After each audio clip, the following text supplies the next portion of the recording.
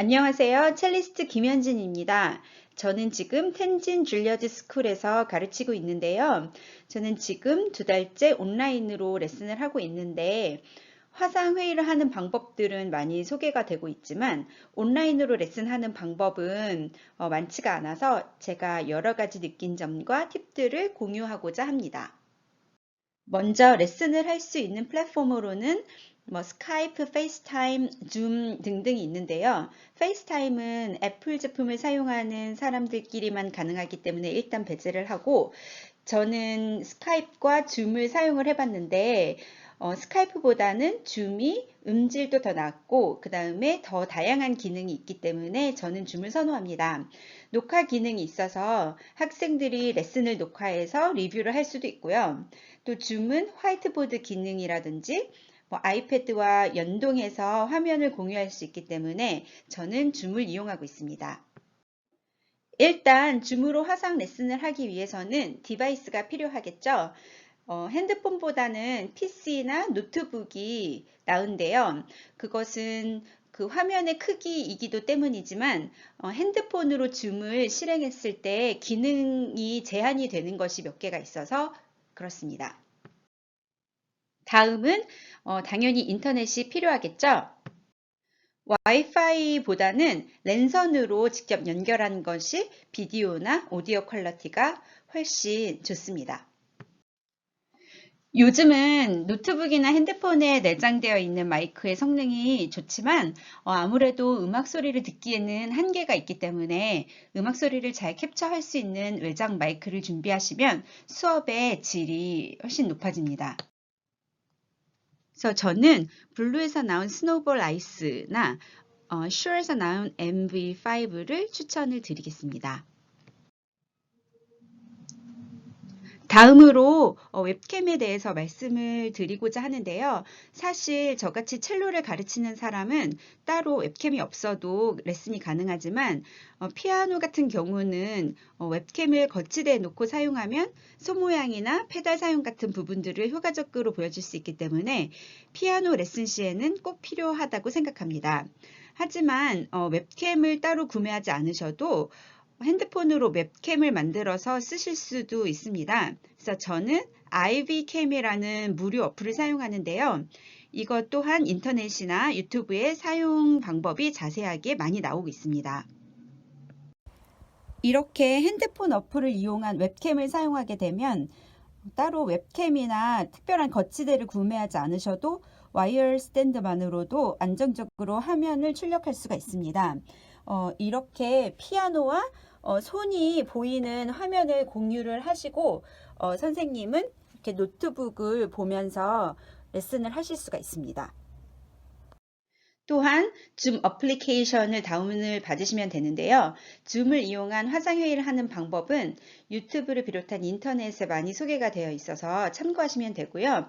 저는 이 줌 안에서 소리의 질을 높일 수 있는 세팅을 소개를 해드리려고 합니다. 일단 줌으로 들어가셔서 우측 상단에 보면 설정이 있습니다.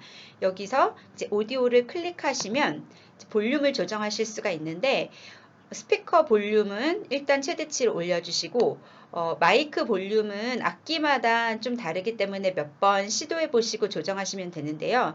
혹시 여기 볼륨 자동 조정란에 표시가 되어 있으면 이것을 해제해 주시고요. 이제 여기서 중요한 것은 고급으로 들어가시면 돼요. 그래서 아무래도 줌은 회의를 위한 플랫폼이기 때문에 사람 목소리 퀄리티에 맞추어져 있다 보니까 이제 악기의 저음이나 고음을 소음으로 인식하여서 이 소리가 끊기게 들리거나 아니면 무음으로 들릴 때가 있어요.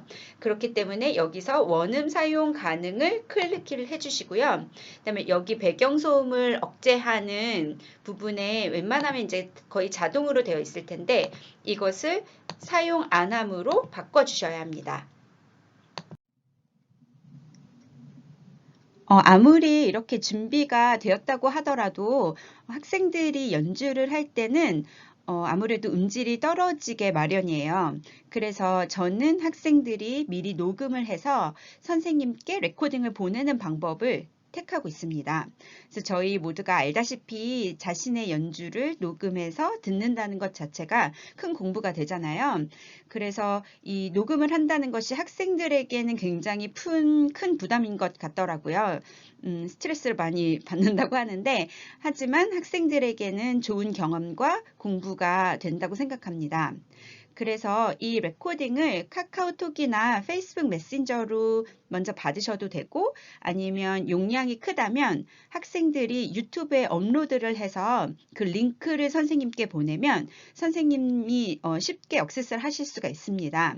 그래서 학생들이 업로드를 할 때 대중에게 공유되지 않게 그 링크만 가지고 있는 사람들만 볼 수 있는 unlisted 기능이 있어요. 미등록 기능을 사용하시면 됩니다. 그래서 저는 전날 학생들에게 비디오를 받아서 리뷰를 먼저 하는데, 레슨 시간 안에 보고자 하는 분들은 레슨 시간 초반에 화면 공유 기능을 이용해서 학생과 같이 학생의 연주를 보는 방법도 제가 추천을 드립니다. 그래서 아까의 방법대로 메신저를 이용해서 보내도 되지만, 학생들이 미리 녹음을 한 녹음 파일이 학생들이 지금 사용하고 있는 컴퓨터나 핸드폰에 있다면 바로 업로드가 가능하거든요.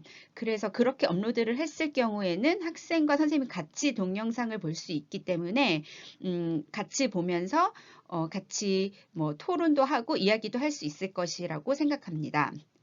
하지만 업로드를 할 때 약간의 시간이 소요되기 때문에 학생들은 레슨 시간 10분 전 정도에 미리 줌 회의방에 들어와서 업로드를 미리 시켜 놓으면 원할 때 그냥 바로 비디오를 틀 수가 있습니다. 또한 악보를 공유를 하실 수가 있습니다. 레슨을 하실 때 역시 화면 공유 기능을 이용해서 악보를 같이 보실 수가 있는데요. 화면 공유 버튼을, 이 초록색 버튼을 누르시고 이렇게 컴퓨터에 띄워놓은 악보를 같이 보실 수도 있고요. 이렇게 주석 작성을 통해서 간단한 메모가 가능합니다. 저 같은 경우에는 아이패드를 주로 사용을 하는데, 역시 화면 공유를 누르시고 아이폰, 아이패드를 공유하시면 제가 가지고 있는 아이패드에서 이렇게 스크린 미러링을 통해서 악보를 공유를 할 수가 있습니다. 그래서 저는 아이펜슬을 이용해서 이제 쉽게 글씨도 쓰면서 표시를 하면서 레슨을 할 수가 있습니다. 앞서 말씀드렸다시피 PC나 노트북에서 줌을 실행했을 때에는 레슨의 녹화나 녹음이 가능합니다. 하단에 있는 기록 버튼을 누르시면 그때부터 녹화가 시작이 되고, 그 다음에 회의를 종료를 하게 되면 자동적으로 영상이 컴퓨터에 저장이 되게 됩니다.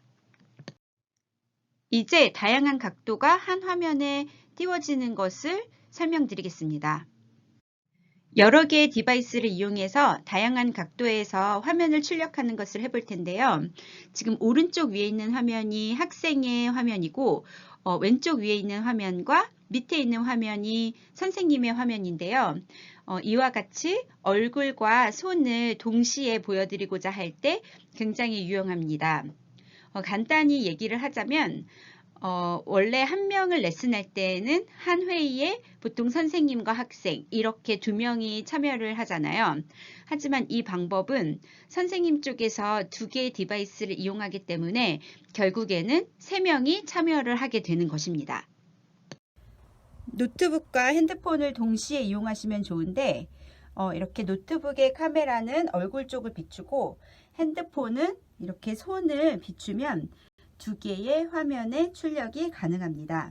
이때 중요한 것은 선생님께서 가지고 계신 두 개의 디바이스의 소리가 충돌이 되기 때문에 이 둘 중에 하나는 음소거를 해주셔야 되고 스피커 볼륨도 없애주셔야 합니다.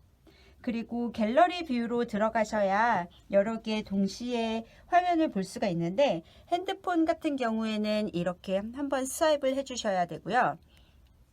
그리고 노트북은 우측 상단에 있는 갤러리 보기를 누르시면 이렇게 여러 개의 화면을 동시에 보실 수가 있습니다.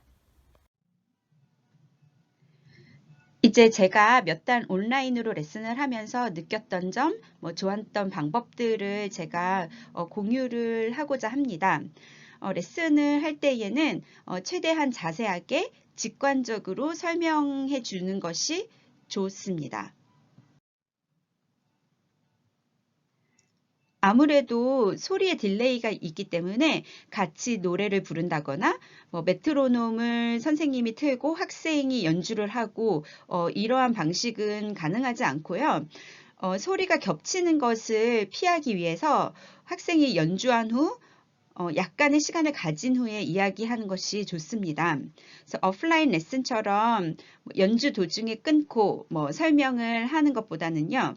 어느 정도 듣고 한꺼번에 이야기하는 것이 좋아요. 그래서 예를 들면 몇 마디에서 몇 마디까지 연주해 보아라 등의 구체적인 지시를 해주는 게 좋고요. 그렇기 때문에 선생님과 학생의 악보에 미리 마디수를 적어 놓는 것이 효과적으로 진행을 하는 방법이었습니다. 그리고 독립적으로 공부할 수 있는 기회를 주는 좋은 시간인 것 같아요.